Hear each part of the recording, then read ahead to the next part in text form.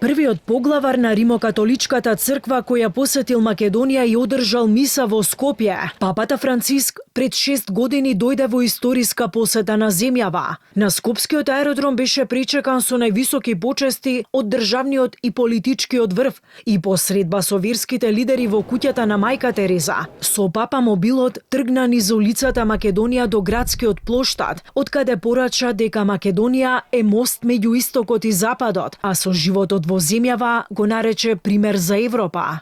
Вашата земја представува мост меѓу истокот и западот и место каде се соединуваат многу културни струи, каде се обединуваат многу посебни карактеристики на овој регион.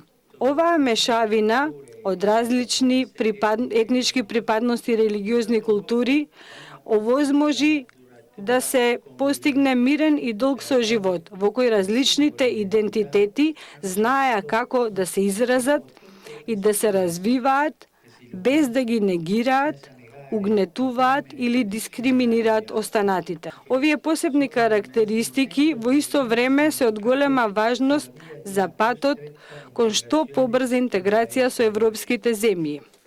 Посакувам оваа интеграција да се одвива позитивно за целиот Западен Балкан.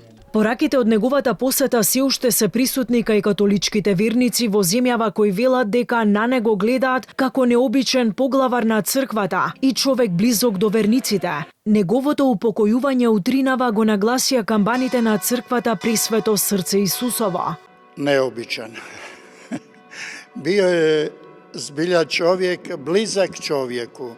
Тој показивао у тешким ситуацијама у Аргентини, dok je vladala hunta i dok je bilo poteškoća, on je i tada ostao uz malog čovjeka. Volio je čovjeka, volio je i razumio je siromaštvo, trpljenje, patnju i znamo evo iz kasnijih njegovih onih koje je na poseban način na Veliki četvrtak kada se trebaju prati noge, on je više puta išao u zatvor i zatvorenicima i zatvorenicama, dakle ženskima, znao je oprati noge da bi ih podigao, da bi ih ohrabrio. Evo to nekako vidim kao njegovu zbilja najveću vrijednost, blizak, ljubitelj čovjeka, baš kao i naš dragi Bog. За време на посетата пред 6 години папата Франциск посебно внимание посвети и на Мајка Тереза и побара да се следи нејзиното дело како пример за братството, милосрдието и сочувството меѓу луѓето.